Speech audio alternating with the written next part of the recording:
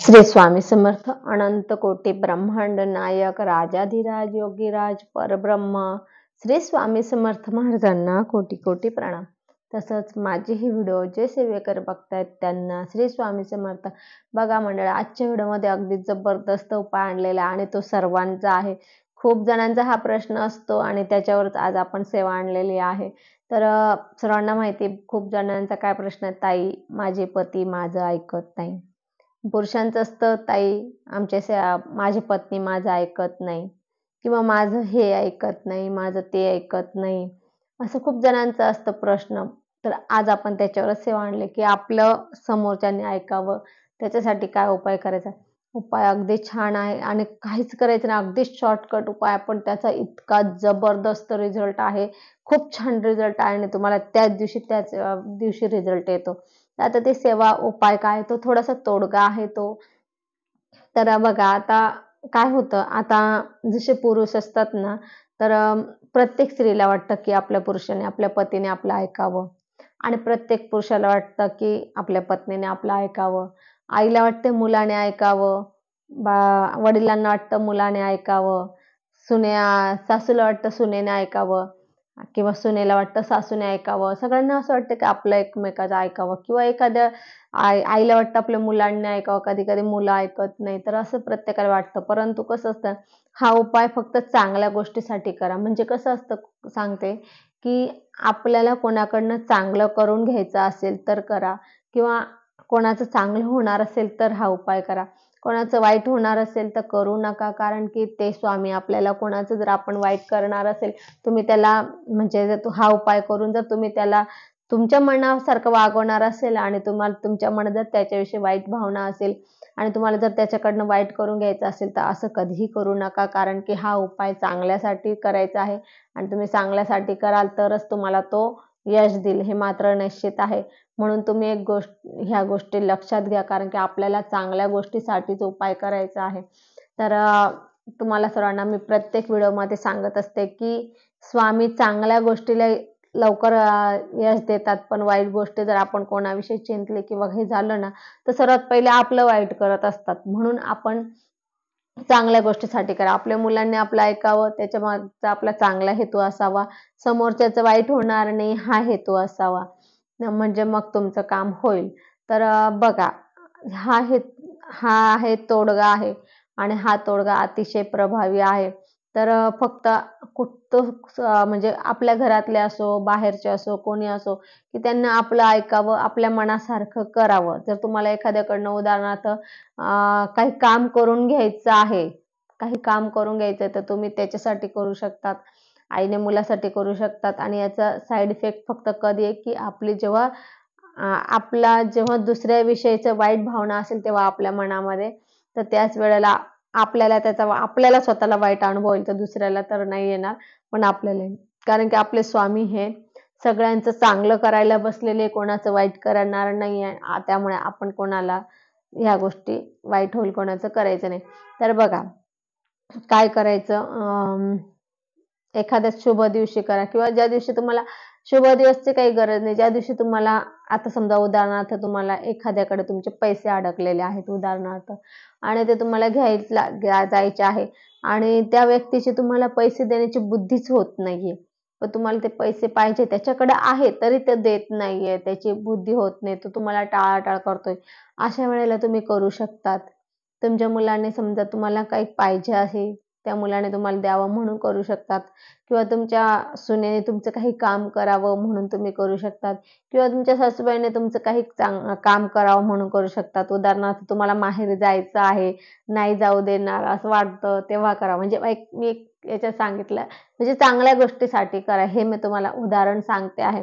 तर त्याच्यासाठी करा, किंवा तुम्हाला पती पत्नीचं प्रेम राहावं, त्यासाठी चांगल्या गोष्टी आपल्या मनासारखं झाल्या तर आपण पण त्यांच्या मनासारखं वागतो, तर ह्या गोष्टी कराव्यात एकमेकाने आपल्यासाठी.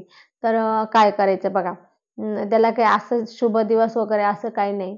आपण सकाळी अंघोळ झालं, आपलं जे काही आपलं नित्यकर्म असतं, अंघोळ करायची, अंघोळ झाल्यानंतर आपण पितृसेवा, त्यानंतर देवांची सेवा करायची, स्वामींच्या 11 माळी जप करा, 3 अध्याय स्वामी चरित्राचे वाचा, त्यानंतर करा.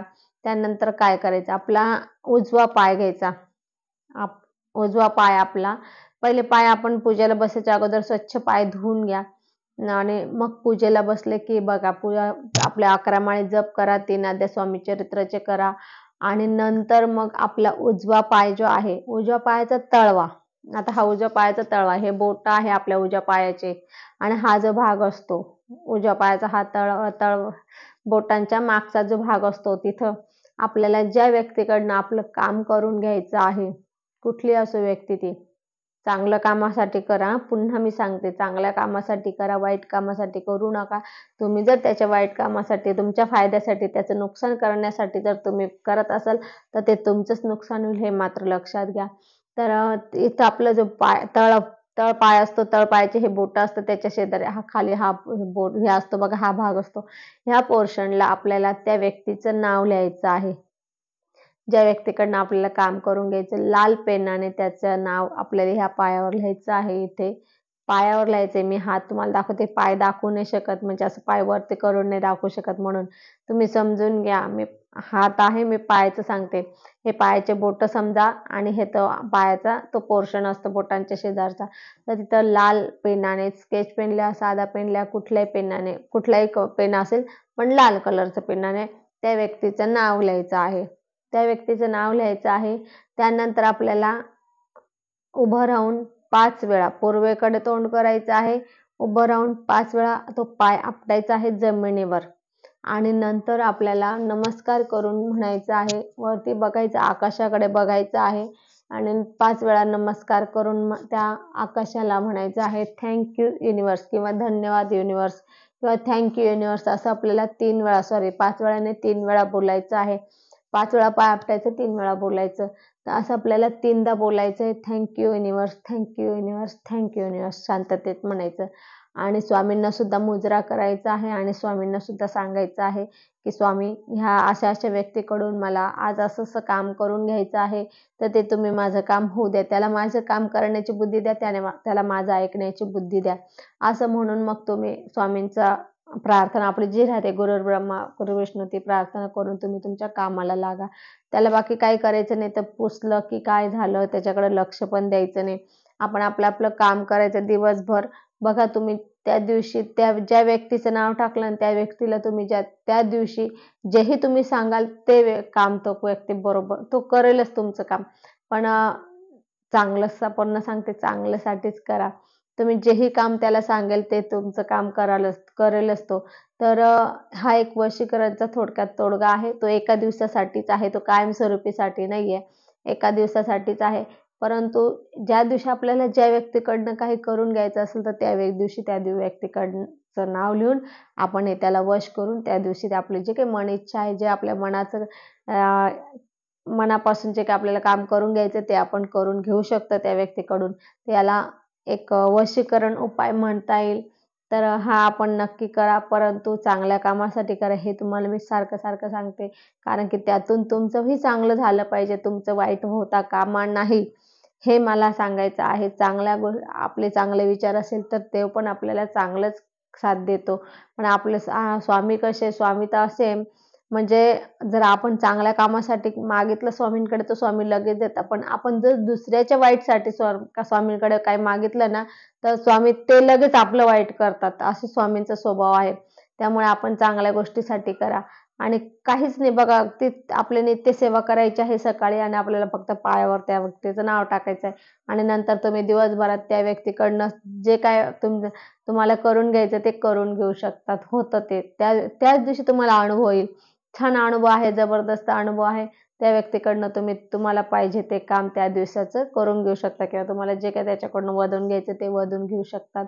तर असा हा वशीकरणचा हा छोटासा उपाय आहे. तर आपण नक्की करून अनुभव घ्या आणि ह्या अनुभव आल्यानंतर आपल्याला कमेंटमध्ये नक्की शेअर करा.